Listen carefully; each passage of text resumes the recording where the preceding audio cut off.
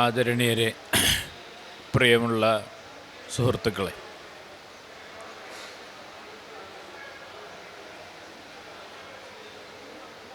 പൗര സമൂഹ രാഷ്ട്രീയത്തെക്കുറിച്ചാണ് എന്നോട് ഏതാനും ചില കാര്യങ്ങൾ പറയാൻ വേണ്ടി ആവശ്യപ്പെട്ടിട്ടുള്ളത്. പൗരസമൂഹം എന്നത് വളരെ പ്രധാനപ്പെട്ട ഒരു സങ്കല്പമാണ്. സാധാരണയായി നമ്മുടെ സമൂഹത്തെ രാഷ്ട്രീയ സമൂഹമെന്നും പൗരസമൂഹമെന്നും രണ്ടായി വേർതിരിക്കാറുണ്ട്. രാഷ്ട്രീയ സമൂഹം എന്ന് പറഞ്ഞാൽ ഭരണകൂടവും അതുമായി ബന്ധപ്പെട്ട സ്ഥാപനങ്ങളും അതിനുവേണ്ടി പ്രവർത്തിക്കുന്ന രാഷ്ട്രീയ പ്രസ്ഥാനങ്ങളും അതെല്ലാം ചേർന്നതിനെയാണ് നമ്മൾ സാധാരണ രാഷ്ട്രീയ സമൂഹം എന്ന് പറയുന്നത്. എന്നാൽ ഈ രാഷ്ട്രീയ സമൂഹത്തിന് പുറത്തുള്ള നമ്മളെപ്പോലെ സാധാരണ പൗരരെല്ലാം ജീവിക്കുന്ന, ദൈനംദിനം രാഷ്ട്രീയ പ്രവർത്തനത്തിന് നേതൃത്വം നൽകുകയോ അതിൽ പങ്കാളികളാവുകയോ ചെയ്യാത്ത സാധാരണ മനുഷ്യരുടെ സമൂഹത്തെയാണ് പൗരസമൂഹം എന്ന് പറയുന്നത്. അപ്പോൾ പൗരസമൂഹം എന്നത് വാസ്തവത്തിൽ ഭരണ സംവിധാനത്തിന് പുറത്ത്, രാഷ്ട്രീയ സംവിധാനത്തിന് പുറത്ത്, കമ്പോളത്തെ നിയന്ത്രിക്കുന്ന നിയമങ്ങൾക്ക് പുറത്ത് താമസിക്കുന്ന, ജീവിക്കുന്ന ഏറ്റവും സാധാരണക്കാരിൽ സാധാരണക്കാരായ പൗരരുടെ സമൂഹത്തെയാണ് നമ്മൾ പൗരസമൂഹം എന്ന് വിളിക്കുന്നത്. അപ്പോൾ ആ പൗരസമൂഹത്തിൻ്റെ രാഷ്ട്രീയത്തെക്കുറിച്ചാണ് ഞാൻ ഏതാനും ചില കാര്യങ്ങൾ പറയാൻ ആഗ്രഹിക്കുന്നത്.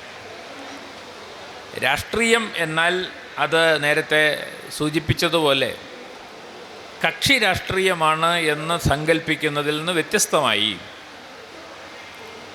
പൗരസമൂഹത്തിൽ ജീവിക്കുന്ന സാമാന്യ മനുഷ്യരുടെ രാഷ്ട്രീയ ബോധം, സാമൂഹ്യബോധം, ആ സാമൂഹ്യബോധത്തെയാണ് ഇവിടെ പൗരസമൂഹ രാഷ്ട്രീയം എന്ന് വിളിക്കുന്നത്. എൻ്റെ സ്വാർത്ഥ ജീവിതത്തിന് പുറത്ത് മറ്റു മനുഷ്യരുടെ ജീവിതത്തിൽ എനിക്കുണ്ടാകുന്ന താല്പര്യവും ശ്രദ്ധയും കരുതലുമാണ് വാസ്തവത്തിൽ രാഷ്ട്രീയം എന്ന വാക്കിൻ്റെ അർത്ഥം. മനുഷ്യർ സ്വാഭാവികമായും എല്ലാ മനുഷ്യർക്കും സ്വന്തം താല്പര്യങ്ങൾ ഉണ്ട്. നമുക്ക് വിശക്കുമ്പോൾ ഭക്ഷണം കഴിക്കണം, സുഖമായി ജീവിക്കണം എന്നൊക്കെ നമ്മൾ ആഗ്രഹിക്കുന്നു. അങ്ങനെ നമ്മൾ ആഗ്രഹിക്കുമ്പോഴും അതിനപ്പുറം മറ്റു മനുഷ്യരുടെ സുഖവും സന്തോഷവും നമ്മുടെ ജീവിതത്തിൻ്റെ ഭാഗമായി തീരുമ്പോഴാണ് നമ്മളൊരു സാമൂഹ്യ ജീവിയായി തീരുന്നത്. വിശക്കുമ്പോൾ ഭക്ഷണം കഴിക്കുകയും ദാഹിക്കുമ്പോൾ വെള്ളം കുടിക്കുകയും ഉറക്കം വരുമ്പോൾ ഉറങ്ങുകയും ചെയ്യുന്നത് മൃഗങ്ങളും ചെയ്യുന്ന കാര്യമാണ്. എന്നാൽ മനുഷ്യന് മാത്രമാണ് തങ്ങൾക്കുണ്ടാകുന്ന ഈ സുഖം സന്തോഷമൊക്കെ മറ്റുള്ളവർക്കും വേണ്ടതാണ് എന്ന തോന്നൽ ഉണ്ടാവുന്നത്. ആ തോന്നലിൻ്റെ പേരാണ് രാഷ്ട്രീയം. അത് നേരത്തെ പറഞ്ഞ പോലെ ഏതെങ്കിലും കക്ഷി രാഷ്ട്രീയക്കാർ നമ്മളോട് ഉപദേശിച്ചിട്ടോ അവർ നിർദ്ദേശിച്ചിട്ടോ അല്ല. മനുഷ്യർ സമൂഹമായി ജീവിക്കാൻ തുടങ്ങിയ അന്ന് മുതൽ മറ്റുള്ള മനുഷ്യരെ കൂടി പരിഗണിച്ചുകൊണ്ടാണ് നമ്മൾ ഇത്ര കാലം പ്രകൃതിയിൽ അതിജീവിച്ചിട്ടുള്ളത്. അപ്പം അതുകൊണ്ട് ഈ അതിജീവനത്തിൻ്റെ രാഷ്ട്രീയമാണ് പൗരസമൂഹ രാഷ്ട്രീയം എന്ന് പറയുന്നത്. അങ്ങനെ വരുമ്പോൾ സ്വാഭാവികമായും ഈ പൗരസമൂഹം എന്ന് നമ്മൾ പറയുന്ന ഈ സങ്കല്പത്തിൽ ഏറ്റവും പ്രധാനം നമുക്കറിയാവുന്നതുപോലെ മനുഷ്യർ ചെയ്യുന്ന സന്നദ്ധമായ പ്രവർത്തനങ്ങളാണ്. വോളണ്ടറിനെസ് നമ്മൾ പറയും ഇംഗ്ലീഷിൽ. സന്നദ്ധമായി നമ്മൾ ചെയ്യുന്ന ധാരാളം പ്രവൃത്തികളുണ്ട്. ഇപ്പം നമുക്കറിയാം, കഴിഞ്ഞ പ്രളയം വന്ന കാലത്ത് മനുഷ്യരെല്ലാം ഒറ്റക്കെട്ടായി നിന്നുകൊണ്ട് പലതരം ദുരിതങ്ങൾ അനുഭവിക്കുന്ന മനുഷ്യരെ സഹായിക്കാൻ വേണ്ടി ഒന്നിച്ച് പ്രവർത്തിച്ച് നമുക്കറിയാം. ഇപ്പോൾ നമ്മുടെ കടലിൽ ജോലിക്ക് പോകുന്ന മത്സ്യത്തൊഴിലാളികളാണ് വാസ്തവത്തിൽ സ്വയം സന്നദ്ധരായി ഈ ദുരിതമനുഭവിക്കുന്ന മനുഷ്യരെ രക്ഷിക്കാനും അവരെ സുരക്ഷിതമായ ഇടങ്ങളിൽ എത്തിക്കാനും ഒക്കെ ശ്രമിച്ചത് നമുക്കറിയാം. കേരളത്തിൻ്റെ സൈന്യം എന്നാണ് നമ്മൾ അക്കാലത്ത് അവരെ വിളിച്ചത്. ആരാണ് അവരോട് അങ്ങനെ ആവശ്യപ്പെട്ടത്? ആരും ആവശ്യപ്പെട്ടിട്ടില്ല. സ്വയം സന്നദ്ധരായാണ് അവരത് ചെയ്തത്. അതേപോലെ നമ്മുടെ ചൂരൽമലയിൽ മണ്ണിടിച്ചിൽ വന്നപ്പോൾ, ഈ ഉരുൾപൊട്ടലുണ്ടായപ്പോൾ അവിടെയും മനുഷ്യർ ആരുടെയും നിർദ്ദേശമില്ലാതെ സ്വയം സന്നദ്ധരായി ആ മനുഷ്യരെ സഹായിക്കാൻ പുറപ്പെട്ടു. കൊറോണയുടെ മഹാമാരി വന്ന കാലത്ത് നമ്മൾ ഒരുമിച്ച് നിന്ന് മറ്റ് മനുഷ്യരുടെ ദുരിതങ്ങളിൽ അത് പരിഹരിക്കാനും അതിൽ സാന്ത്വനമർപ്പിക്കാനും വേണ്ടി പ്രയത്നിച്ചു. ഇങ്ങനെ മനുഷ്യർക്ക് ഈ പറഞ്ഞ അർത്ഥത്തിൽ സ്നേഹം, കരുതൽ, കരുണ തുടങ്ങിയ ധാരാളം വികാരങ്ങൾ അല്ലെങ്കിൽ അടിസ്ഥാനപരമായിട്ടുള്ള സഹജീവനത്തിനുള്ള ചില മാതൃകകൾ മനുഷ്യർ സ്വയം വികസിപ്പിച്ചെടുത്തിട്ടുണ്ട്. ഇതാണ് പൗരസമൂഹ രാഷ്ട്രീയത്തിൽ ഏറ്റവും പ്രധാനം എന്നാണ് ഞാൻ പറഞ്ഞതിൻ്റെ അർത്ഥം. അതുകൊണ്ട് പൗരസമൂഹ രാഷ്ട്രീയവുമായി ബന്ധപ്പെട്ട ഏറ്റവും പ്രധാനപ്പെട്ട വാക്ക് ധാർമ്മികത എന്നതാണ്. ധാർമ്മികത എന്ന് നമ്മൾ പറയുന്ന വാക്ക് സംസ്കൃതത്തിലൊരു വാക്കാണ്. ആ വാക്ക് ഉണ്ടാവുന്നത് ധൃ എന്ന് പറയുന്ന ഒരു ശബ്ദത്തിൽ നിന്നാണ്. സംസ്കൃതത്തിൽ ധൃ എന്ന ശബ്ദം ചേർത്ത് നിർത്തുന്നത് എന്നാണ് ആ വാക്കിൻ്റെ അർത്ഥം. അങ്ങനെ നമ്മളെ ചേർത്ത് നിർത്തുന്നത് എന്താണ്? അതാണ് ധാർമ്മികത എന്ന് പറയുന്നത്. അതുകൊണ്ട് ഈ ധാർമ്മികമായ മൂല്യം എന്ന് പറയുന്നത് മനുഷ്യരെ ചേർത്ത് നിർത്തുന്നതാണ്. ഈ ചേർത്ത് നിർത്തുന്ന പൗരസമൂഹത്തിലെ മനുഷ്യരെ അവരുടെ സഹജീവനത്തെ, അതിജീവനത്തിനു വേണ്ടി അവരെ എന്താണ് ചേർത്ത് നിർത്തുന്നത്? ആ ചേർത്ത് നിർത്തുന്നത് മറ്റൊന്നുമല്ല, നേരത്തെ പറഞ്ഞ ഇന്ന് നിങ്ങൾ ചർച്ച ചെയ്യുന്ന ഈ മനുഷ്യപ്പറ്റ്, മനുഷ്യത്വം എന്ന് പറയുന്നതാണ് നമ്മളെ ചേർത്ത് നിർത്തുന്നത്. അതുകൊണ്ട് എന്താണ് മനുഷ്യത്വം എന്ന് ചോദിച്ചാൽ അത് പൗരസമൂഹത്തിൻ്റെ ധാർമ്മികതയാണ്. പൗരസമൂഹത്തിൻ്റെ ധാർമ്മികതയുടെ പേരാണ് മനുഷ്യപ്പറ്റ് എന്ന് പറയുന്നത്. അതാണ് വാസ്തവത്തിൽ നമ്മളെ ചേർത്ത് നിർത്തുന്ന ഏറ്റവും പ്രധാനപ്പെട്ട ഘടകം. ഈ പൗരസമൂഹം എന്ന് പറഞ്ഞാൽ ഭരണകൂടത്തിൻ്റെ നിയന്ത്രണത്തിന് പുറത്താണ്. അത് ഭരണകൂടത്താൽ നിയന്ത്രിക്കപ്പെടുന്ന സ്ഥാപനങ്ങളല്ല ഞാൻ ഈ പറയുന്നതൊക്കെ. മനുഷ്യപ്പറ്റ് പ്രവർത്തിക്കുന്നത് പലപ്പോഴും ഭരണകൂടത്തിൻ്റെ സ്ഥാപനങ്ങളിൽ മനുഷ്യപ്പറ്റ് പ്രവർത്തിക്കുന്നില്ല എന്ന് നമുക്കറിയാം. നമ്മളിപ്പോൾ ഒരു ജനന സർട്ടിഫിക്കറ്റിന് വേണ്ടിയോ അല്ലെങ്കിൽ വേറെന്തെങ്കിലും ഒരു ആവശ്യത്തിനോ വേണ്ടി നമ്മളൊരു സ്ഥാപനത്ത് പോയാൽ നമ്മളെ ഒരു കരുണയും ഇല്ലാതെയാണ് ഈ സ്ഥാപനം പ്രവർത്തിക്കാറുള്ളത് നമുക്കറിയാം ആണ്. എന്നാൽ ഭരണകൂടത്തിന് പുറത്തുള്ള നമ്മളെ പോലുള്ള മനുഷ്യർ ചില കാര്യങ്ങളിൽ ഒന്നിച്ചു നിൽക്കുകയും ചില പ്രവർത്തനങ്ങൾ ഏറ്റെടുത്ത് നടത്തുകയൊക്കെ ചെയ്യുന്നത് ഈ ഭരണകൂടത്തിൽ നിന്ന് പുറത്തുള്ള ഞാൻ നേരത്തെ പറഞ്ഞ മനുഷ്യപ്പറ്റ് എന്ന് പറയുന്നൊരു ധാർമ്മികതയുടെ അടിസ്ഥാനത്തിലാണ്. മറ്റൊരു കാര്യം, ഒട്ടും ലാഭം പ്രതീക്ഷിക്കാതെയാണ്, ഒരു തരത്തിലും ലാഭം പ്രതീക്ഷിക്കാതെയാണ് വാസ്തവത്തിൽ പൗരസമൂഹത്തിനകത്ത് നമ്മൾ പ്രവർത്തിക്കുന്നത്.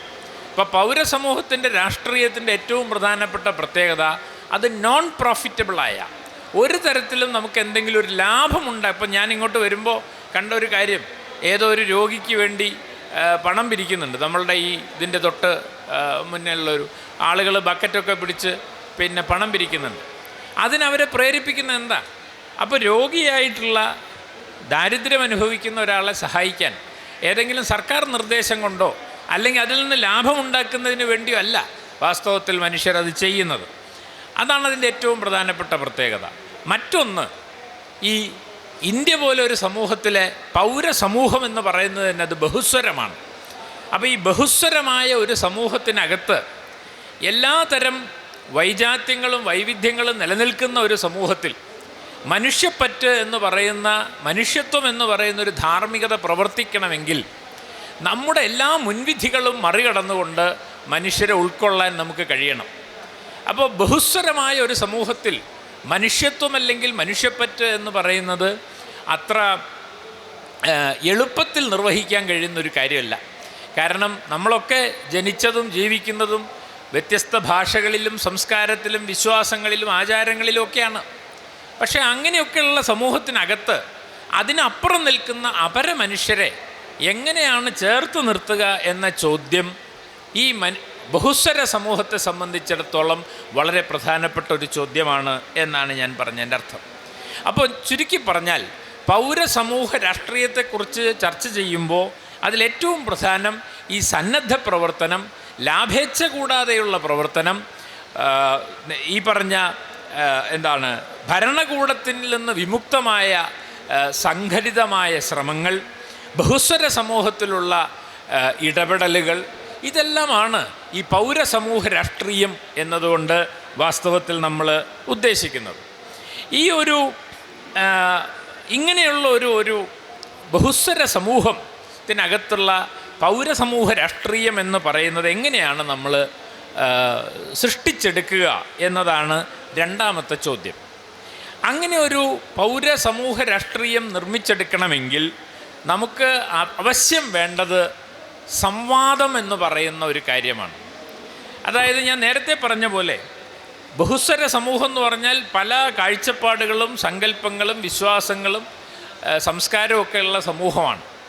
ആ സമൂഹത്തിനകത്ത് നിങ്ങൾക്കൊരു പൊതു ലക്ഷ്യത്തിന് വേണ്ടി എങ്ങനെ പ്രവർത്തിക്കാൻ കഴിയും? അതാണ്. ഇപ്പോൾ ഇന്ത്യ പോലൊരു സമൂഹത്തിൽ ധാരാളം മതങ്ങളുണ്ട്.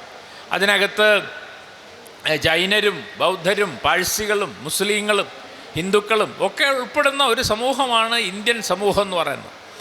ഓരോ മനുഷ്യരുടെയും ജീവിത സാഹചര്യങ്ങളും സംസ്കാരവും ഒക്കെ വ്യത്യസ്തമാണ്. അങ്ങനെ വ്യത്യസ്ത സംസ്കാരമുള്ള ആളുകൾക്ക് എങ്ങനെയാണ് ഒറ്റ ലക്ഷ്യത്തിന് വേണ്ടി പ്രവർത്തിക്കാൻ പറ്റുക? അങ്ങനെ പ്രവർത്തിക്കണമെങ്കിൽ നമുക്കിടയിൽ സംവാദാത്മകമായ ഒരു ബന്ധം, ഒരു ഡയലോജിക്കൽ റിലേഷനാണ് വാസ്തവത്തിൽ ഉണ്ടാകേണ്ടത്. ഈ സംവാദാത്മകമായ ഒരു ബന്ധം ഈ മനുഷ്യർക്കിടയിൽ ഉണ്ടാക്കിയെടുക്കുന്നതിന് സാധ്യമാകുന്ന പ്രവൃത്തിയാണ് പൗരസമൂഹ രാഷ്ട്രീയം എന്ന് പറഞ്ഞത്. അപ്പോൾ പൗരസമൂഹ രാഷ്ട്രീയത്തിന് ഏറ്റവും പ്രധാനമായിട്ട് വേണ്ട ഒരു കാര്യം ഒന്ന് ജനാധിപത്യം എന്ന് പറയുന്ന സങ്കല്പമാണ്. ജനാധിപത്യത്തിൻ്റെ വിജയത്തിൽ മാത്രമേ പൗരസമൂഹ രാഷ്ട്രീയം മനുഷ്യപ്പറ്റിൻ്റെ രാഷ്ട്രീയത്തിന് നിലനിൽപ്പുള്ളൂ.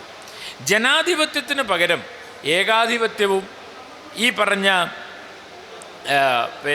മറ്റ് തരത്തിലുള്ള അധിനിവേശ ഭരണക്രമങ്ങളും ഈ പൗര സമൂഹത്തിനകത്തുള്ള രാഷ്ട്രീയത്തെ അപ്രസക്തമാക്കും എന്നതാണ് പ്രധാനപ്പെട്ട കാര്യം. അപ്പം അങ്ങനെ വരുമ്പോൾ തീർച്ചയായും ജനാധിപത്യത്തിന് മേൽക്കൈയുള്ള ഒരു സമൂഹത്തിൽ മാത്രമേ പൗരസമൂഹ രാഷ്ട്രീയം സാധ്യമാവുകയുള്ളൂ. എന്താണ് ജനാധിപത്യം എന്നത് വളരെ പ്രധാനപ്പെട്ട ഒരു കാര്യമാണ്. ഈ സന്ദർഭത്തിലാണ് നമ്മൾ ശ്രീനാരായണ ഗുരുവിനെക്കുറിച്ച് വാസ്തവത്തിൽ ചിന്തിക്കേണ്ടത്. ശ്രീനാരായണ ഗുരു 1924 ആലുവ മണപ്പുറത്ത് ഒരു സർവമത സമ്മേളനം വിളിച്ചു ചേർത്തു. ആ സർവമത സമ്മേളനത്തിൻ്റെ 100ാം വാർഷികമാണിപ്പോൾ.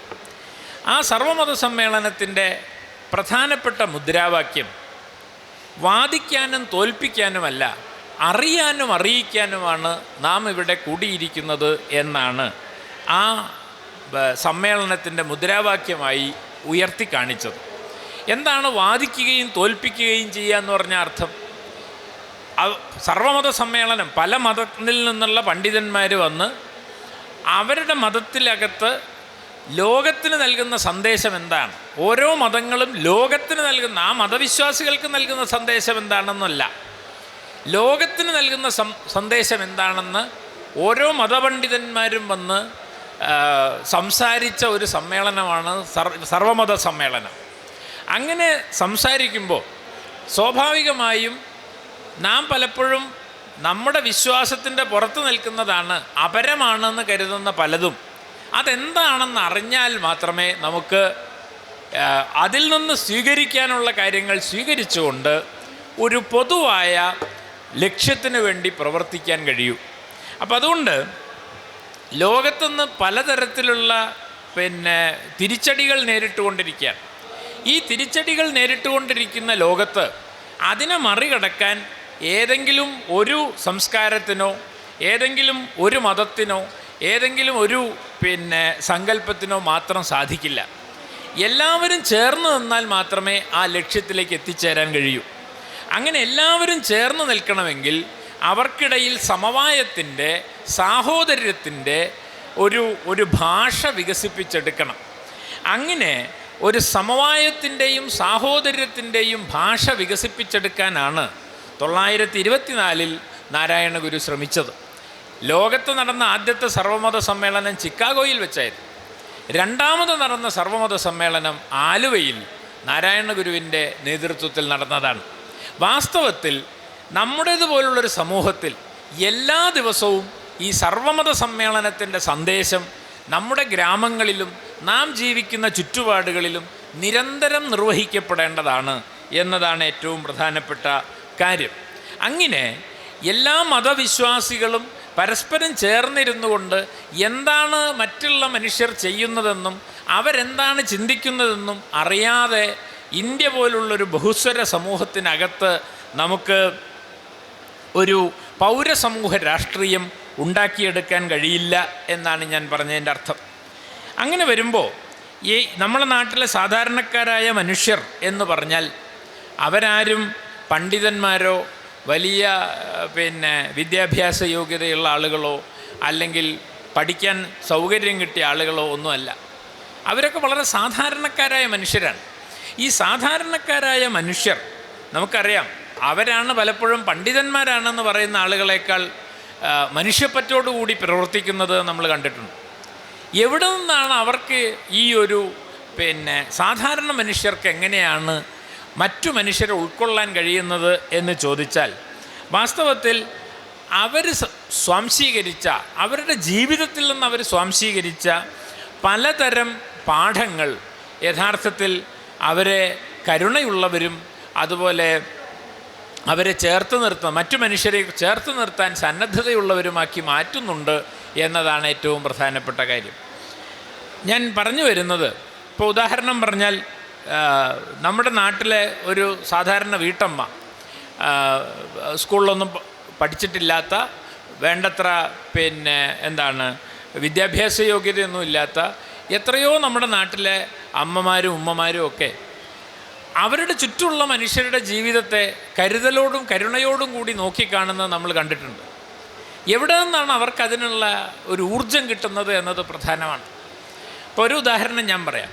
തൃശ്ശൂർ വെച്ചിട്ടാണല്ലോ നമ്മൾ ഈ സമ്മേളനം ചേരുന്നത്. ഈ തൃശ്ശൂർ ജനിച്ച് ജീവിച്ച ഒരു കഥാകൃത്താണ് അശോകൻ ചെരുവിൽ. അശോകൻ ചെരുവിലിൻ്റെ ഒരു കഥയുണ്ട്, പുഴവക്കത്തെ കവുങ്ങിൻ തോട്ടങ്ങൾ എന്നാണ് ആ കഥയുടെ പേര്. ആ കഥയിൽ പ്രധാനപ്പെട്ട കഥാപാത്രം ഷൗക്കത്ത് അലി എന്ന് പറയുന്ന ഒരു കുട്ടിയാണ്. ഷൗക്കത്ത് അലിയും അശോകനും ഒരു ക്ലാസ്സിൽ പഠിച്ചതാണ് സ്കൂളിൽ. അപ്പോൾ ഈ ഷൗക്കത്ത് അലിക്ക് വീട്ടിൽ ഉമ്മ മാത്രമേ ഉള്ളൂ. ഉമ്മയാണെങ്കിൽ ചെറിയ ചെറിയ ജോലികളൊക്കെ എടുത്തിട്ടാണ് ഈ മോനെ വളർത്തുന്നത്. മോനും ഇതുമാതിരി ചില പണിക്കൊക്കെ പോവും. അപ്പോൾ രാവിലെ തന്നെ കുട്ടമ്പുഴയിലുള്ള അങ്ങാടിയിൽ പോയിട്ട് ആടിനുള്ള തോല് വിറ്റിട്ടും പുളി പറിച്ച് വിറ്റിട്ടും അങ്ങനെ എന്തെങ്കിലും ചെറിയ കച്ചവടമൊക്കെ നടത്തിയിട്ടാണ് ഷൗക്കത്ത് അലിക്ക് സ്കൂളിൽ വരാൻ പറ്റുള്ളൂ. അപ്പോൾ സ്കൂളിൽ വരുമ്പോൾ എന്നും നേരം വൈകും. അപ്പോൾ അവിടെ ക്ലാസ് എടുക്കാൻ ക്ലാസ് ടീച്ചറായിട്ടുണ്ടായിരുന്നത്, ക്ലാസ് മാഷായിട്ടുണ്ടായിരുന്നത് ഒരു വാരര മാഷാണ്. വാരര മാഷ് മലയാളമാണ് പഠിപ്പിക്കുക. അപ്പോൾ ഈ നേരം വൈകി വരുന്ന ഷൗക്കത്ത് അലിനെ എല്ലാ ദിവസവും ഈ വാരര മാഷ് കളിയാക്കും. അയാൾ ഈ ക്ലാസ്സിൽ ഇയാൾ നേരം വൈകി വരുമ്പോൾ പറയും, ഈ കുട്ടമ്പുഴയിലെ മീൻപറിക്കൽക്കൊക്കെ എന്തൊട്ട് പഠിപ്പാണ്, അവറ്റയ്ക്കൊക്കെ ഈ അങ്ങാടിയിൽ കച്ചവടം നടത്തിയിട്ട് ജീവിക്കുക നല്ലത്, എന്തിനാണ് ഇങ്ങോട്ട് വരുന്നത് എന്നൊക്കെ ഈ നിരന്തരം ഈ കുട്ടിയെ അപമാനിക്കും. അങ്ങനെ ഒരിക്കൽ ഈ കുട്ടി നേരം വൈകി വന്ന് ക്ലാസ്സിലിരുന്നു. അപ്പോൾ പഠിപ്പിക്കുന്നത് സാഹിത്യമാണ്, മലയാളമാണ് പഠിപ്പിക്കുന്നത്. അപ്പോൾ ഒരു കാര്യമില്ലാതെ ഷൗക്കത്ത് അലിനെ നോക്കിയിട്ട് ഈ മാഷ് പറയും, കുട്ടമ്പുഴയിലെ മീൻപറിക്കൽക്ക് എന്തൊട്ട് സാഹിത്യം, അവറ്റയ്ക്ക് ഒരു കൊട്ടയിൽ മുല്ലപ്പൂവും വേറൊരു കൊട്ടയിൽ ഉണക്കമീനും കിട്ടിയാൽ അവറ്റ ഉണക്കലെടുക്കുള്ളൂ. ഈ മുല്ലപ്പൂവിൻ്റെ സുഗന്ധം അവറ്റയ്ക്ക് അറിയില്ല. ഇത് കേട്ടപ്പോൾ ഷൗക്കത്ത് അലി തൻ്റെ സഹപാഠിയായ അശോകനോട് പറഞ്ഞു, എന്തുട്ടിന് ഈ മുയൽ പറയണു? ഈ വാരമാഷ മുയൽ എന്നാണ് കുട്ടികൾ കളിയാക്കി വിളിക്കൽ, കാരണം അയാൾക്ക് നീണ്ട ചെവിയാണ്. എന്തുട്ടിന് ഈ മുയൽ പറയണു? മുല്ലപ്പൂവ് കിട്ടിയിട്ട് എന്തുട്ടിന്? ഒരു ചെറിയ ഉണക്കൽ കിട്ടിയാൽ ഒരു കലം ചോറുന്ന. അന്ന് ഷൗക്കത്ത് അലി പുറത്തേക്ക് വിട്ടപ്പോൾ അശോകനോട് പറയണം, ഞാൻ ഈ സ്കൂളിലേക്ക് വരുന്നില്ല. എന്തിനാ വിറ്റൻ്റെ വായ കിടക്കണത് കേൾക്കാൻ വേണ്ടി എന്നും ഇങ്ങനെ വരുന്നത്? അപ്പോൾ സ്കൂളിൽ വരണത് നിർത്താം. ഞാൻ എൻ്റെ ഉമ്മാനോട് പറഞ്ഞു, ഞാൻ ഈ സ്കൂളിലേക്ക് വരുന്നില്ല എന്ന്. അപ്പം എൻ്റെ ഉമ്മയും പറഞ്ഞു, എന്തിനാ എൻ്റെ കുട്ടിയെ, നമ്മൾ നയിച്ചിട്ടല്ലേ ജീവിക്കണത്, എന്തിനാ കണ്ടൊരു പറയണമൊക്കെ കേൾക്കാൻ പോകണം, എൻ്റെ കുട്ടി സ്കൂളിലേക്ക് പോകണ്ടെന്ന് പറഞ്ഞു. അങ്ങനെ 9ാം ക്ലാസ്സിൽ വെച്ച് പഠിപ്പ് നിർത്തിയ ആളാണ് ഷൗക്കത്ത് അലി. പക്ഷേ അവൻ പിന്നെ കുറച്ചു കാലം നാട്ടിൽ ഓരോ പണിയൊക്കെ എടുത്ത് ജീവിച്ചു. പിന്നെ ഗൾഫിൽ പോയി അത്യാവശ്യം പൈസയൊക്കെ ഉണ്ടാക്കി തിരിച്ച് നാട്ടിലൊരു പ്രാവശ്യം വന്നപ്പോൾ അശോകനെ വന്ന് കാണുകയാണ്. അപ്പോഴേക്ക് അശോകൻ ഇവിടെ രജിസ്റ്റർ ഓഫീസിലൊരു ക്ലർക്കായിട്ടുണ്ട്. അപ്പോൾ ഷൗക്കത്ത് അലി ഒരു ദിവസം ഗൾഫിൽ നിന്ന് തിരിച്ചു പോകുന്നതിൻ്റെ മുന്നേ തൻ്റെ പഴയ കൂട്ടുകാരനെ കാണാൻ വേണ്ടി ഈ രജിസ്റ്റർ ഓഫീസിൽ വരുന്നതാണ് ആ കഥ. അന്ന് അശോകനെയും കൂട്ടി ഇയാൾ ഇവിടെ ഒരു ഹോട്ടൽ മുറിയിൽ പോയി പഴയ കഥയൊക്കെ പറഞ്ഞിരിക്കുമ്പോഴാണ് ഇതൊക്കെ പറയണത്. അവസാനം ഇയാൾ പറയണം, എനിക്കെൻ്റെ ജീവിതത്തിൽ ഒരാഗ്രഹം ഉണ്ടായിരുന്നു. ഉമ്മ മരിക്കണതിൻ്റെ മുന്നേ ഓരെന്നെ എല്ലാവരും നോക്കാൻ കഴിയണമെന്ന് മാത്രമേ പ്രാർത്ഥന ഉണ്ടായിരുന്നുള്ളൂ. എന്തായാലും അതിന് പടച്ചും സഹായിച്ചു. ഈ തൃശ്ശൂരെ അശ്വനി ഹോസ്പിറ്റലിലെ ഡീലക്സ് റൂമിൽ കിടന്നിട്ടാണ് എൻ്റെ ഉമ്മ മരിച്ചത്. മരിക്കണതിൻ്റെ മുന്നേ എൻ്റെ ഉമ്മ എൻ്റെ ഭാര്യനോട് ചോദിച്ചു, കൈ നീട്ടിയിട്ട് ചോദിച്ചു, എൻ്റെ കയ്യിൽ എന്തെങ്കിലും ഉണ്ടോ എന്നൊന്നും നോക്കിക്കാ എന്ന് പറഞ്ഞു. കയ്യിലൊന്നുമില്ലല്ലോ അമ്മ. ഈ ചൂടി തെരച്ച ഈ എന്താണ് മറ്റേ തഴമ്പല്ലാതെ അവരുടെ കയ്യിൽ വേറെ ഒന്നും ഉണ്ടായിരുന്നില്ല. അപ്പോൾ ഉമ്മ പറയും, ഇമ്പൾ ഇങ്ങോട്ട് വരുമ്പോൾ ഒന്നും കൊണ്ടുവരുന്നില്ല, അങ്ങോട്ട് പോകുമ്പോഴും ഇമ്പളൊന്നും കൊണ്ടുപോകണില്ല അല്ലേ എന്ന് പറഞ്ഞിട്ടാണ് ഉമ്മ കണ്ണടച്ചത്. ഇതാണ് ആ കഥയിലെ ഷൗക്കത്ത് അലി പറയുന്നത്. അപ്പോൾ ഷൗക്കത്ത് അലിയുടെ ഉമ്മ സ്കൂൾ പഠിച്ചിട്ടില്ല, പക്ഷേ അവരുടെ ജീവിതത്തിൽ അവർക്കൊരു ദർശനമുണ്ട്. ആ ദർശനത്തിൻ്റെ ഏറ്റവും പ്രധാനപ്പെട്ട കാര്യം, ജീവിതം എന്ന് പറയുന്നത് നമുക്ക് കിട്ടിയതിനെ സന്തോഷകരമായി ജീവിക്കാനുള്ളതാണ് എന്നും നമ്മളൊന്നും ആർത്തി പിടിച്ചുണ്ടാക്കുന്നില്ല എന്നും അതിൻ്റെ ആവശ്യമില്ല എന്നും ആ ഉമ്മയോട് പറഞ്ഞത് ആരാണ്?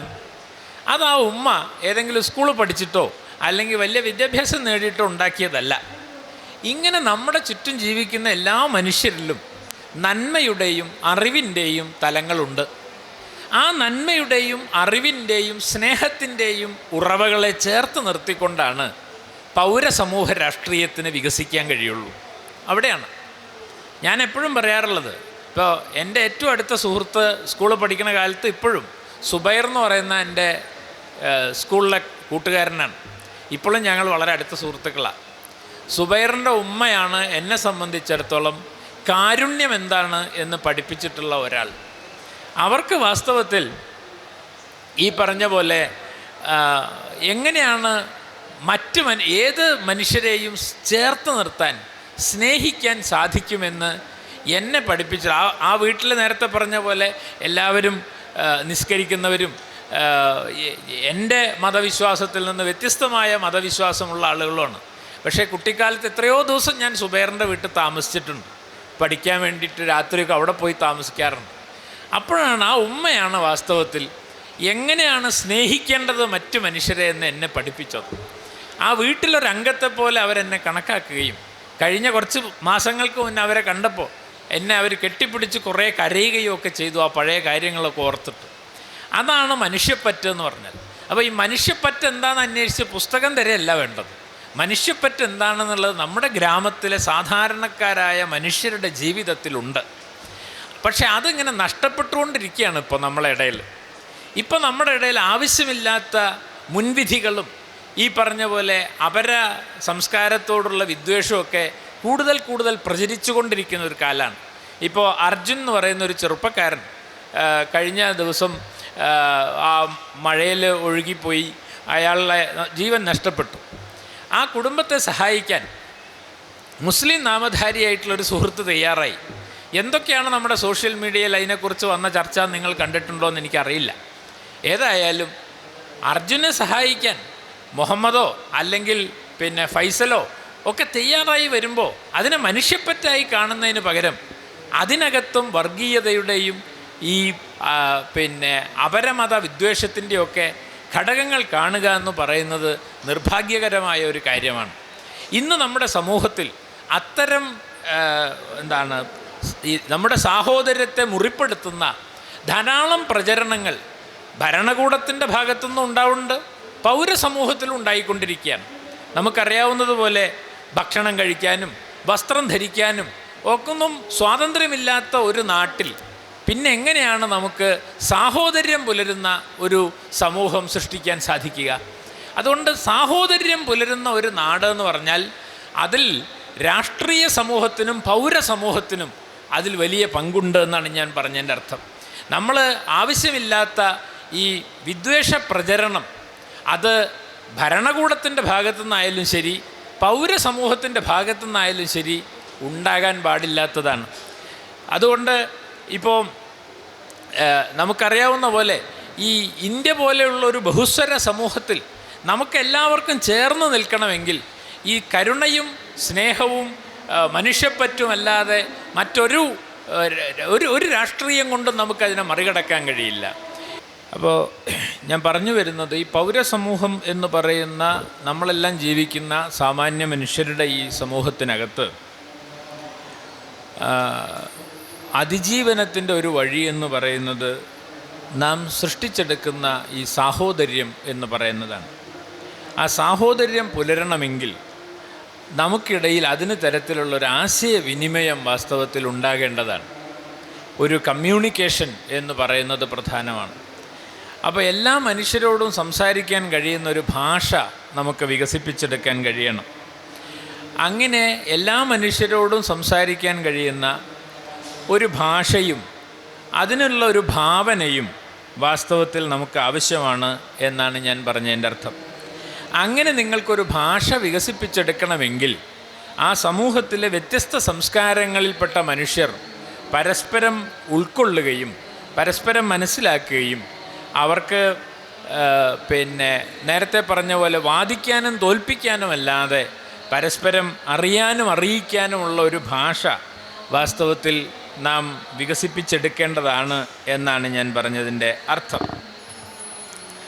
അങ്ങനെ നമ്മൾ ആലോചിക്കുമ്പോൾ ഇതിലേറ്റവും പ്രധാനപ്പെട്ട കാര്യം ഈ സംസ്കാരം എന്ന് പറയുന്നതാണ്.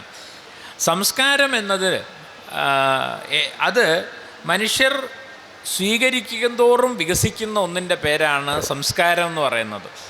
നമ്മൾ അടഞ്ഞ ഒരു സമൂഹമാണെങ്കിൽ നമ്മൾ സംസ്കാരശൂന്യരായിത്തീരും.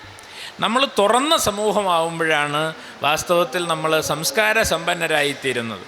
ഇപ്പോൾ കേരളം പോലുള്ളൊരു സമൂഹം എങ്ങനെയാണ് വാസ്തവത്തിൽ വളരെ സംസ്കാര സമ്പന്നമായൊരു സമൂഹമായി തീർന്നതെന്ന് ചോദിച്ചാൽ നമ്മുടെ ഈ വിശാലമായ കടൽപ്പുറം തന്നെയാണ്, ഈ പറയുന്ന കടലോരം തന്നെയാണ് നമ്മെ ഒരു സംസ്കാര സമ്പന്നമായ ജനതയാക്കി മാറ്റുന്നതിൽ പ്രധാന പങ്ക് വഹിച്ചത്. കാരണം ലോകത്തുള്ള പല സംസ്കാരങ്ങളും കേരളത്തിലേക്ക് വരികയും കേരളത്തിൻ്റെ തീരങ്ങളിൽ വരികയും ആ തീരങ്ങളിലേക്ക് വന്ന അറേബ്യൻ സംസ്കാരമായാലും ശരി, ഗ്രീക്ക് സംസ്കാരമായാലും ശരി, യൂറോപ്യൻ സംസ്കാരമായാലും ശരി, ഈ സംസ്കാരങ്ങളിൽ നിന്ന് പലതും നമ്മൾ സ്വീകരിച്ചു, നമ്മളിൽ നിന്ന് പലതും നമ്മൾ അവർക്ക് കൊടുത്തു. അങ്ങനെ കൊണ്ടും കൊടുത്തും വളർന്നതുകൊണ്ടാണ് മലയാളി എന്ന് പറയുന്ന ഒരു സമൂഹവും മലയാളം എന്ന് പറയുന്ന ഒരു ഭാഷയും വാസ്തവത്തിൽ വളരെ സമ്പന്നമായി തീർന്നത് എന്നത് പ്രധാനപ്പെട്ട ഒരു കാര്യമാണ്. അങ്ങനെ നാം മറ്റുള്ളവരിൽ നിന്ന് കൊള്ളുകയും കൊടുക്കുകയും ചെയ്യുമ്പോഴാണ് സംസ്കാരം ഉണ്ടാവുന്നത്.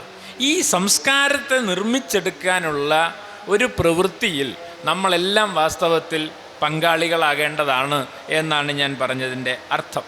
അതുകൊണ്ട് നിരന്തരം സാഹോദര്യത്തെപ്പറ്റി, നിരന്തരം സഹജീവനത്തെപ്പറ്റി നാം സംസാരിച്ചു കൊണ്ടേ ഇരിക്കുക എന്നത് പ്രധാനമാണ്. അതിലേറ്റവും പ്രധാനം മറ്റുള്ളവരെ മാനിക്കുക എന്ന. എല്ലാ മനുഷ്യരും അന്തസ്സുള്ളവരാണ്. ഈ മനുഷ്യാന്തസ് എന്ന് പറയുന്നത് വളരെ പ്രധാനപ്പെട്ട ഒരു കാര്യമാണ്. ഹ്യൂമൻ ഡിഗ്നിറ്റി എന്ന് പറയുന്നത് മനുഷ്യാന്തസ്സിൻ്റെ ഏറ്റവും പ്രധാനപ്പെട്ട കാര്യം സ്വാതന്ത്ര്യം തന്നെയാണ്.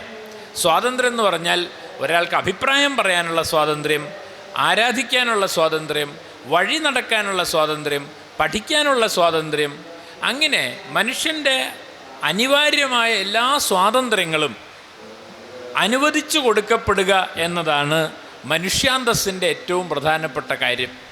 മനുഷ്യാന്തസ്സിന് വലിയ പരിക്കേറ്റുകൊണ്ടിരിക്കുന്നൊരു സാഹചര്യമാണ് ഇപ്പോൾ ഇന്ത്യയിലുള്ളത് എന്ന് ഞാൻ പ്രത്യേകം പറയേണ്ടതില്ലല്ലോ. നിങ്ങൾക്ക് ഭക്ഷണം കഴിച്ചാലും വസ്ത്രം ധരിച്ചാലും വഴി നടന്നാലുമെല്ലാം ഈ പറഞ്ഞ പോലെ നിരന്തരം ചോദ്യം ചെയ്യപ്പെടുന്ന ഒരു സാഹചര്യം ഉണ്ടാവുക എന്ന് പറയുന്നത് യഥാർത്ഥത്തിൽ മനുഷ്യാന്തസ്സിനേൽക്കുന്ന ഒരു പരിക്കാണ് എന്നാണ് നമ്മൾ മനസ്സിലാക്കേണ്ടത്. ഞാനിങ്ങനെ നടന്നു പോകുമ്പം എന്താ നിങ്ങളെ പേര്? അപ്പോൾ എൻ്റെ പേര് ഈ പറഞ്ഞ പോലെ ബഷീർ എന്നാണെങ്കിൽ ഉടനെ എൻ്റെ രൂപം നോക്കി, എൻ്റെ അഡ്രസ്സ് നോക്കി എന്നെ സംശയിക്കുക. ഈ പറയുന്ന മനുഷ്യൻ ഒരു തീവ്രവാദിയാണെന്നോ അല്ലെങ്കിൽ വർഗീയവാദിയാണെന്നോ എന്നെ മുദ്ര കുത്തുമ്പോൾ വാസ്തവത്തിൽ എനിക്കുണ്ടാകുന്നത് അഭിമാനക്ഷതമാണ്. അതാണ്. അല്ലാതെ ഇപ്പം വഴിയിൽ എന്നെ തടഞ്ഞു നിർത്തിയ ഒരാളിൻ്റെ ഐഡൻറ്റിറ്റി കാർഡ് ചോദിച്ചു, പേര് ചോദിച്ചതിന് എന്തെങ്കിലും കുഴപ്പമുണ്ടായിട്ടില്ല. പക്ഷേ അതെന്നെ മറ്റൊരാൾക്ക്, എൻ്റെ കൂടെയുള്ള അശോകൻ എന്ന് പറയുന്ന ഒരാൾക്ക് ഈ കുഴപ്പമില്ല, എനിക്ക് ഈ കുഴപ്പമുണ്ട് എന്ന് പറയുമ്പോൾ എന്താണ് അവിടെ നഷ്ടപ്പെടുന്നത്? അവിടെ അന്തസ്സാണ് നഷ്ടപ്പെടുന്നത്. ഈ അന്തസ്സ് നഷ്ടപ്പെട്ടുകൊണ്ട് ജീവിക്കുക എന്ന് പറയുന്നത് ഒരിക്കലും ഒരു ആധുനിക സമൂഹത്തിന് ചേർന്നതല്ല. ആധുനിക സമൂഹത്തിൽ എല്ലാ മനുഷ്യരും സ്വതന്ത്രരായിരിക്കണം. അവർക്ക് അഭിപ്രായങ്ങൾ പറയാൻ, അവർക്ക് നേരത്തെ പറഞ്ഞ പോലെ തൊഴിലെടുക്കാൻ, അവർക്ക് ജീവിതത്തിലെ എല്ലാ കാര്യങ്ങളും ചെയ്യാനുള്ള സ്വാതന്ത്ര്യമുണ്ടാവുക എന്നതും വിവേചനമില്ലാതിരിക്കുക എന്നതും പ്രധാനമാണ്. ഇപ്പം പണ്ട് വൈക്കം ക്ഷേത്രത്തിൻ്റെ ചുറ്റുമുള്ള വഴികളിലൂടെ ചില പ്രത്യേക ജാതിയിൽപ്പെട്ട ആളുകൾക്ക് മാത്രമേ നടക്കാൻ പാടുള്ളൂ. അതിലൂടെ വഴി നടക്കാൻ വേണ്ടിയാണ് ഇന്ത്യൻ നാഷണൽ കോൺഗ്രസിൻ്റെ നേതൃത്വത്തിൽ ഗാന്ധിയൊക്കെ ഇടപെട്ടുകൊണ്ട് ഏതാണ്ട് 603 ദിവസം നീണ്ടു നിന്നൊരു സമരം നടന്നത്. അതിൻ്റെ 100ാം വാർഷികമാണിപ്പോൾ. ആ 603 ദിവസം നടന്ന സമരത്തിൽ ഗാന്ധി പോയിട്ട് ആ ക്ഷേത്രത്തിൻ്റെ ഊരാളന്മാരുമായിട്ട് സംസാരിച്ചപ്പോൾ അദ്ദേഹം പറഞ്ഞത്, ആ വഴി കൂടി തന്നെ നടക്കണം എന്നെന്താ അത്ര നിർബന്ധം, ഞങ്ങൾ വേറൊരു വഴി ഉണ്ടാക്കി തരാലോ എന്ന് പറഞ്ഞു. പക്ഷെ വേറൊരു വഴി ഉണ്ടാക്കി ഒരു കൂട്ടർ ഒരു വഴിയിലൂടെയും വേറൊരു കൂട്ടർ വേറൊരു വഴിയിലൂടെയും നടക്കും. എന്താ പ്രശ്നം? അത് വിവേചനമാണ്. വിവേചനം മനുഷ്യാന്തസ്സിന് പരിക്കേൽപ്പിക്കുന്നതാണ്. അതുകൊണ്ടാണ് വഴി നടക്കാൻ വേണ്ടി 603 ദിവസം സമരം നടത്തിയത്. എല്ലാവരും ഒരു വഴി കൂടി നടക്കുക, എല്ലാവരും ഒരേ ആശുപത്രിയിൽ പോയി ചികിത്സ തേടുക, എല്ലാവരും ഒരു വിദ്യാലയത്തിൽ പഠിക്കുക. അയ്യങ്കാളി എന്തുകൊണ്ടാണ് 1.5 കൊല്ലം നീണ്ടു നിന്ന പണിമുടക്ക് സമരം നടത്തിയത്? അതിന് മറ്റൊരു കാരണവുമില്ല. ഞങ്ങളുടെ സമുദായത്തിൽപ്പെട്ട കുട്ടികളെ നിങ്ങളുടെ സമുദായത്തിൽപ്പെട്ട കുട്ടികൾ പഠിക്കുന്ന വിദ്യാലയത്തിൽ തന്നെ പഠിപ്പിക്കണം, ചേർത്തിരുത്തി പഠിപ്പിക്കണം. എന്തിനാണ് വിവേചനം എന്ന ചോദ്യമാണ്. അപ്പോൾ ഈ വിവേചനം എന്ന് പറയുന്നത് വാസ്തവത്തിൽ അന്തസ്സിനേൽക്കുന്ന പരിക്കാണ് എന്ന് മനസ്സിലാക്കിയിട്ടാണ് ധാരാളം സമരങ്ങൾ നമ്മുടെ രാജ്യത്തൊരു കാലത്ത് നടന്നത്. ഇന്നും വാസ്തവത്തിൽ ഈ വിവേചനം തുടരുകയാണ്. മതത്തിൻ്റെ പേരിൽ, വിശ്വാസത്തിൻ്റെ പേരിൽ ഒരു കൂട്ടർക്ക് ചില ആളുകളുടെ ആരാധനാലയങ്ങൾ നിരന്തരം അതിക്രമിക്കപ്പെടുക, എന്നാൽ മറ്റു ചില മതങ്ങളുടെ ആരാധനാലയങ്ങൾ നിരന്തരം ഉയരുക. അതാണ്. അപ്പോൾ ഇത് വാസ്തവത്തിൽ നേരത്തെ പറഞ്ഞ പോലെ ഇതൊരു ആരാധനാലയത്തിൻ്റെ ഒരു സ്ഥലത്തിൻ്റെയോ പ്രശ്നമല്ല, അത് വിവേചനമാണ്. കാരണം 1991 ഇന്ത്യൻ പാർലമെൻറ്റ് പാസ്സാക്കിയ നിയമപ്രകാരം എല്ലാ ആരാധനാലയങ്ങളും സംരക്ഷിക്കപ്പെടണമെന്നത് ഭരണഘടനാ ബാധ്യതയാണ്. ആ ബാധ്യത നിലനിൽക്കുമ്പോഴാണ് നിരന്തരം ഒന്നിനു പുറകെ ഒന്നായി ചില ആരാധനാലയങ്ങളെ കേന്ദ്രീകരിച്ചുകൊണ്ട് ഈ പടയൊരുക്കങ്ങൾ നടത്തുന്നത്. അത് വാസ്തവത്തിൽ വിവേചനമാണ് എന്നതാണ് പ്രശ്നം. അല്ലാണ്ട് 5 കിലോമീറ്റർ അപ്പുറം നിങ്ങൾക്ക് വേറൊരു പള്ളി ഉണ്ടാക്കി തരാം എന്ന് പറയുമ്പോൾ ഇതൊരു പള്ളിയുടെ പ്രശ്നമല്ല, അത് വാസ്തവത്തിൽ മനുഷ്യാന്തസ്സിൻ്റെ പ്രശ്നമാണ്. ഇങ്ങനെ മനുഷ്യാന്തസ്സ് നിരന്തരം വേട്ടയാടിക്കൊണ്ട് ഇരിക്കുന്ന ഒരു രാജ്യത്താണ് നാം ജീവിക്കുന്നത് എന്നതുകൊണ്ട് നാം വാസ്തവത്തിൽ ഇപ്പോൾ ചെയ്യേണ്ടത് എന്താണ്? ഈ പറഞ്ഞ പോലെ എല്ലാ മനുഷ്യരെയും ചേർത്ത് നിർത്താനുള്ള മനുഷ്യപ്പറ്റിനെ പറ്റിയുള്ള സിദ്ധാന്തങ്ങൾ, ആശയങ്ങൾ നമ്മുടെ പൗരസമൂഹത്തിൽ, രാഷ്ട്രീയ സമൂഹം എന്തുകൊണ്ടാണ് അങ്ങനെ ആയിത്തീർന്നത്? എന്തുകൊണ്ടാണ് ഇന്ത്യയിൽ ഈ തരത്തിൽ വംശീയമായ ഒരു രാഷ്ട്ര സമൂഹം ഉണ്ടായി വന്നത്, രാഷ്ട്രീയ സമൂഹം ഉണ്ടായി വന്നത്? അതിന് ഉത്തരവാദികൾ ഈ പൗരസമൂഹത്തിലുള്ള മനുഷ്യർ തന്നെയാണ്, അല്ലേ? ജനാധിപത്യത്തിലൂടെ തിരഞ്ഞെടുത്ത ആൾക്കാരാണല്ലോ പോയിട്ട് ഈ ഭരിക്കുന്നത്. അതുകൊണ്ട് തെറ്റായി ഭരിക്കുന്ന ആളുകൾ എങ്ങനെയാണോ, ആ തെറ്റായി ഭരിക്കുന്ന ആളുകൾ അവിടെ എത്തിച്ച മനുഷ്യരാണ് വാസ്തവത്തിൽ. അതുകൊണ്ടാണ് പൗരസമൂഹമാണ് ഏറ്റവും പ്രധാനമെന്ന് പറയുന്നത്. രാഷ്ട്രീയ സമൂഹത്തെ തിരുത്താൻ പൗരസമൂഹത്തിനെ സാധിക്കുള്ളൂ. അതുകൊണ്ട് ഈ പൗരസമൂഹത്തിനകത്ത് ജനാധിപത്യത്തിൻ്റെയും സാഹോദര്യത്തിൻ്റെയും ആശയങ്ങൾ പ്രചരിപ്പിച്ചാൽ മാത്രമേ രാഷ്ട്രീയ സമൂഹത്തെ തിരുത്താനും നാം ആഗ്രഹിക്കുന്നൊരു ഇന്ത്യയെ പുലർത്താനും സാധിക്കൂ എന്നതുകൊണ്ടാണ് ഇത്തരത്തിലുള്ള ആശയങ്ങൾ SYSനെ പോലുള്ള സംഘടനകൾ ഏറ്റെടുത്ത് നടത്തുന്നതെന്നാണ് ഞാൻ മനസ്സിലാക്കുന്നത്. അതാ കാരണം, ഇത് പൗരസമൂഹത്തെ തിരുത്താനാണ്. അല്ലാതെ രാഷ്ട്രീയ സമൂഹത്തെ തിരുത്താൻ രാഷ്ട്രീയ പാർട്ടികളാണ് ശ്രമിക്കേണ്ടത്. നമ്മളാരും രാഷ്ട്രീയ പാർട്ടികളിൽപ്പെട്ട ആളുകളല്ല. വാസ്തവത്തിൽ നമ്മൾ പൗരസമൂഹത്തിനകത്ത് പ്രവർത്തിക്കുന്ന ഒരു പൗരസമൂഹ സന്നദ്ധ സംഘടനയാണ് SYS എന്നാണ് ഞാൻ മനസ്സിലാക്കുന്നത്. അങ്ങനത്തെ ഒരു സംഘടനയ്ക്ക് ഈ സാമാന്യ ജനതയ്ക്കകത്ത് മനുഷ്യത്വത്തിൻ്റെയും സാഹോദര്യത്തിൻ്റെയും സ്നേഹത്തിൻ്റെയും കരുണയുടെയും കരുതലിൻ്റെയും പാഠങ്ങൾ ഉണ്ടാക്കുക എന്നതാണ് നമ്മുടെ ദൗത്യം. അപ്പോൾ ചിലപ്പോൾ നിങ്ങൾ ആരെങ്കിലും ചോദിച്ചേക്കാം, ഇങ്ങനെ ഇപ്പോൾ നമ്മൾ കുറച്ച് ആൾക്കാർ കൂടിയിരുന്ന് ഇതൊക്കെ പറഞ്ഞുകൊണ്ട് വല്ല കാര്യം ഉണ്ടാവുമോ എന്ന് ചോദിക്കാം. ആ ശുഭപ്രതീക്ഷയിലാണ് നമ്മളുള്ളത്. അത് പണ്ടൊരു ഉസ്താദ്, ആ കഥയും കൂടി പറഞ്ഞ് ഞാൻ അവസാനിപ്പിക്കാം. പണ്ടൊരു ഉസ്താദ് ഒരു നാട്ടിൽ മതപ്രഭാഷണം നടത്തുക. മനുഷ്യന്മാരെയൊക്കെ ഉത്ബോധിപ്പിക്കാൻ വേണ്ടിയിട്ടാണ് മതപ്രഭാഷണം. അപ്പോൾ അത് പരസ്യമൊക്കെ കൊടുത്ത് ആദ്യത്തെ ദിവസം ആ വേദി സദസ്സ് അതിനുവേണ്ടി ഒരുക്കിയ ആ സ്ഥലം നിറഞ്ഞു കവിഞ്ഞ ആൾക്കാരാണ്. അപ്പോൾ ഉസ്താദ് വളരെ ആവേശഭരിതനായി ഈ മനുഷ്യന്മാരെയൊക്കെ പോകുമ്പോൾ നേരെയാക്കാന്നുള്ള മട്ടിൽ ആവേശഭരിതനായി സംസാരിക്കുക. പ്രസംഗമൊക്കെ കഴിഞ്ഞപ്പം വേർത്ത് കുളിച്ച് അദ്ദേഹം ആകെ അവശനായി. അത് കഴിഞ്ഞ് പിറ്റേന്ന് മൂപ്പര് പ്രസംഗിക്കുമ്പോൾ ആദ്യം വന്നതിൻ്റെ പകുതി ആളുള്ളൂ. പക്ഷേ മൂപ്പർക്ക് ആവേശത്തിനൊരു കുറവില്ല. വളരെ ആവേശഭരിതനായിട്ട് തന്നെ അന്ന് കഴിഞ്ഞ ദിവസം സംസാരിച്ചതിനേക്കാൾ 10 മിനിറ്റ് അധികം സംസാരിച്ചു. ഈ പറഞ്ഞ പോലെ മനുഷ്യപ്പറ്റിനെ പറ്റിയും മനുഷ്യത്വത്തെ പറ്റിയും ഒക്കെയാണ് മൂപ്പര് സംസാരിക്കുന്നത്. അന്ന് അത് കഴിഞ്ഞ് മൂന്നാമത്തെ ദിവസമായപ്പം അതൊന്നും കുറച്ചും കൂടെ ആൾ കുറഞ്ഞു. ആകെ ലേശം ആളുള്ളൂ. പക്ഷേ ആവേശത്തിനൊരു കുറവില്ല. എന്ന് സംസാരിച്ചതിനേക്കാൾ 5 മിനിറ്റ് അധികം സംസാരിച്ചു. അവസാനത്തെ ദിവസം കേൾക്കാൻ ആരുമില്ല. അപ്പോഴും മൂപ്പര് ആവേശം കുറയ്ക്കാതെ സംസാരിക്കുന്നതാണ്. അന്ന് പ്രസംഗം കഴിഞ്ഞ് പോകുമ്പോൾ ഇതിങ്ങനെ എല്ലാ ദിവസവും കേട്ടുകൊണ്ടിരുന്ന ഒരാൾ അവിടെ ഉണ്ടായിരുന്നു. മൂപ്പര് മെല്ലെ ഉസ്താദിൻ്റെ അടുത്ത് വന്ന് ചോദിച്ചു, അല്ല ഉസ്താദ്, നിങ്ങളിപ്പോൾ ഇങ്ങനെയൊക്കെ ആദ്യത്തെ ദിവസം ആവേശം കൊണ്ട് പ്രസംഗിച്ചൊക്കെ മനസ്സിലായി, ഇന്നിപ്പോൾ ആരും കേൾക്കാനില്ലാഞ്ഞിട്ട് നിങ്ങൾ എന്തിനെത്ര ആവേശം കൊണ്ട് സംസാരിച്ചതെന്ന് ചോദിച്ചപ്പോൾ അദ്ദേഹം പറഞ്ഞത്, അതെ, ഇങ്ങനെ ആവേശം കൊണ്ടില്ലെങ്കിൽ ഞാനും ഓല കൂടിയുണ്ട് പോയി പോകുന്നു. അതാണ്. അപ്പം അതുകൊണ്ട് നമ്മളിങ്ങനെ പറഞ്ഞുകൊണ്ടിരിക്കണം. ഈ പറഞ്ഞതുകൊണ്ട് രാജ്യത്തുള്ള എല്ലാവരും ഇത് കേൾക്കണമെന്നും എല്ലാവരും മാറണമെന്നും ഇപ്പം തന്നെ അതിൻ്റെ ഫലം കാണണം നമ്മൾ പ്രതീക്ഷിക്കണ്ട. പക്ഷെ ഫലം ഉണ്ടാവും. കാരണം നിരന്തരം നമ്മൾ സ്നേഹത്തെപ്പറ്റിയും മനുഷ്യപ്പറ്റിനെ പറ്റിയും മനുഷ്യത്വത്തെപ്പറ്റിയും സാഹോദര്യത്തെപ്പറ്റിയും നിരന്തരം സംസാരിച്ചു കൊണ്ടിരുന്നാൽ തീർച്ചയായും ആ കാലം വരും എന്ന് തന്നെയാണ് നമ്മൾ വിചാരിക്കുന്നത്.